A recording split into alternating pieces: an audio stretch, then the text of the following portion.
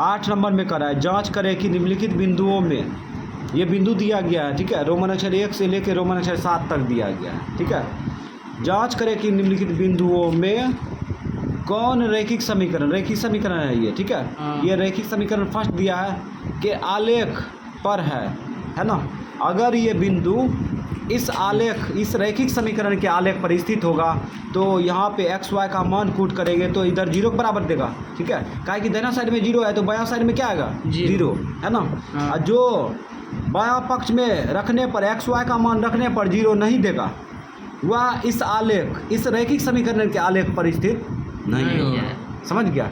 तो हम लोग जो है इसको, ये सब जो बिंदु दिया गया है, ये शुरू में x का मान है और दूसरा बार y का मान है। सब शुरू में क्या है, x का मान, y का मान, इस प्रकार से दिया गया है। तो बारीकी से हम लोग उठा के इसमें रखेंगे और चेक करेंगे कौन है कौन नहीं है, ठीक है।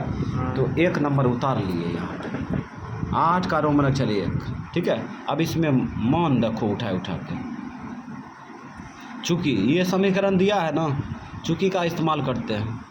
-3y प्लस में 30 बराबर 0, इसीलिए 5x के साथ गुना है तो मान भी तो गुना होगा। x का मान यहाँ पे क्लियर दिख रहा है, -6 रख दो, -5 करते हैं। और उसके बाद -3y के साथ गुना है, मान भी गुना होगा। यहाँ पे क्लियर नहीं है कि यहाँ पे y का मान है, यहाँ पे समझना होगा। पहला क्या है, x का मान है, दूसरा y का मान है। तो यहाँ पे 3y के साथ गुना है तो मान भी गुना होगा।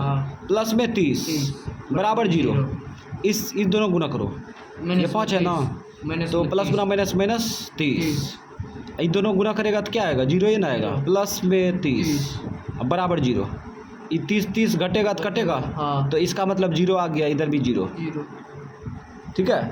तो यहाँ पे देखो ये बिंदु में, मतलब कि ये बिंदु जो है x और ये y का मान जब इसमें रखे तो यहाँ पे देखो बायां पक्ष में सॉल्व किए तो क्या है, 0 है, दायां पक्ष में 0 है। तो इसका मतलब ये मान जो है संतुष्ट कर रहा है ना। ये बिंदु जो है इसी समीकरण के आलेख पर स्थित होगा, है ना। तो यहाँ पे क्या लिखेंगे, हाँ है, वही बात लिखेंगे, हाँ है आंसर, ठीक है। रोमन अक्षर 2 बोलो, कौन सा बिंदु है, रोमन अक्षर 2 बिंदु क्या है, बी, 0,10 दिया है। अब इसको जांच करेंगे कि ये बिंदु जो है इस समीकरण के आलेख पर स्थित है कि नहीं, ठीक है। तो हम लोग मान संतुष्ट करेंगे इसमें, मतलब मान कूट करेंगे, उसके बाद चेक करेंगे। चूँकि 5x -3y प्लस 30 बराबर 0 रख दो, इसीलिए 3x के साथ गुना है, मान भी गुना होगा, 0 -3 इंटू x का मान 10 प्लस में 30 अब बराबर 0, ये दोनों गुना करो, क्या है हुआ 0, और इसको गुना करेंगे तो -30 प्लस 30 अब बराबर 0, ये दोनों घटेगा तो कटेगा, तो 0 बराबर 0 दे दिया, 0 बराबर 0 ये दे दिया, ठीक है। ये बिंदु जो है x का मान y का मान इसमें कूट किए तो बायां पक्ष में क्या दे दिया, 0। इसका मतलब ये बिंदु जो है इस समीकरण के आलेख पर स्थित होगा, ठीक है। अगर विश्वास नहीं है तो खींच के ट्राई करो, ठीक है, ये स्थित होगा। तो इसका आंसर क्या होगा, हाँ है, हाँ है। रोमन अक्षर 3 में बिंदु बोलो तो कौन सा बिंदु दिया है, सी बिंदु दिया है और 3,-5, ये बिंदु को भी हम चेक करेंगे। तो हल, चूँकि समीकरण 5x - 3y प्लस 30 बराबर 0 रखो मान, ये x का मान है ना, 5 इंटू x का मान 3 -3 इंटू -5 प्लस में 30 बराबर 0, इसको गुना करो, -15 और उसके बाद ये माइनस गुना माइनस प्लस 5 दिया 15 अब प्लस 30 बराबर 0, अब 15 30 60 हो गया ना। तो यहाँ पे देखते हैं तो ये प्लस में 60 हो गया बराबर 0, ठीक है। तो ये देखो ये बराबर है क्या, नहीं है, काहे कि इधर 0 आना चाहिए, आ गया 60। इसका मतलब ये बिंदु जो है 3,-5 इस समीकरण के आलेख पर स्थित नहीं होगा, तो यहाँ पे हो जाएगा नहीं है आंसर। अब रोमन अक्षर 4 में चलते हैं। रोमन अक्षर 4 में बोलो क्या है, कौन सा बिंदु है बोलो। 4,2 डी बिंदु 4,2 हल करते हैं। तो समीकरण दिया है 5x - 3y प्लस में 30 बराबर 0। इस बार चूकी को गायब कर देते हैं, रखो मान डायरेक्ट। तो 5 इंटू x का मान 4 - 3 इंटू y का मान 2 प्लस में 30 बराबर 0। एक्स वाई का मान कूट कर दिए, x का मान ये, y का मान इसमें रख दिए, ठीक है। अब इसको आगे बढ़ाते हैं। 5 × 20 -6 प्लस में 30 बराबर 0। 20 30 कितना होगा, 20 30 50 50 - 6 बराबर 0। घटा लो, 10 में से 6 गया 4 44 बराबर 0। बराबर है क्या, इधर बायां पक्ष में 0 आना चाहिए, आ गया 44, तो ये बराबर नहीं है। तो इसका मतलब ये बिंदु जो है इस समीकरण के आलेख पर स्थित नहीं है, ठीक है। तो यहाँ पे लिखेंगे नहीं है आंसर। रोमन अक्षर 5 बोलो, कौन सा बिंदु है। ई बिंदु क्या है, -9,5।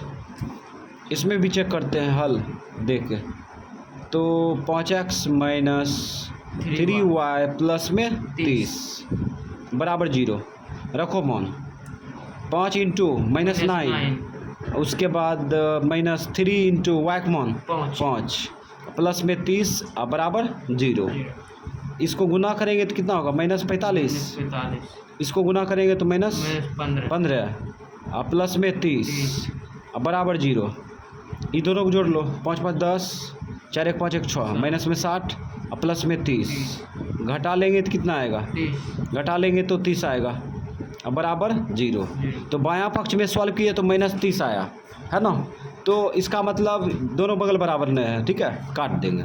अच्छा, ये बिंदु होगा, ये बिंदु जो है इस समीकरण रेखीय समीकरण युग्म के आलेख पर होगा, नहीं होगा, काहे कि LHS बराबर RHS नहीं है, इसलिए ये यहाँ पे हो जाएगा, इसका आंसर नहीं है। अब होगा 6 नंबर, रोमन अक्षर 6 बोलो। रोमन अक्षर 6 में क्या है, F बिंदु क्या है, -3,5। इसमें भी चेक कर लो। तो ये समीकरण दिया है 5x - 3y, उसके बाद +30 बराबर 0। मान रखो 5x - 3 मान कूट कर दिया, 3 × 5 + 30 बराबर 0। तो 5 दिया 15 माइनस में -15, और यहाँ पर भी -15 होगा, प्लस में 30 बराबर 0।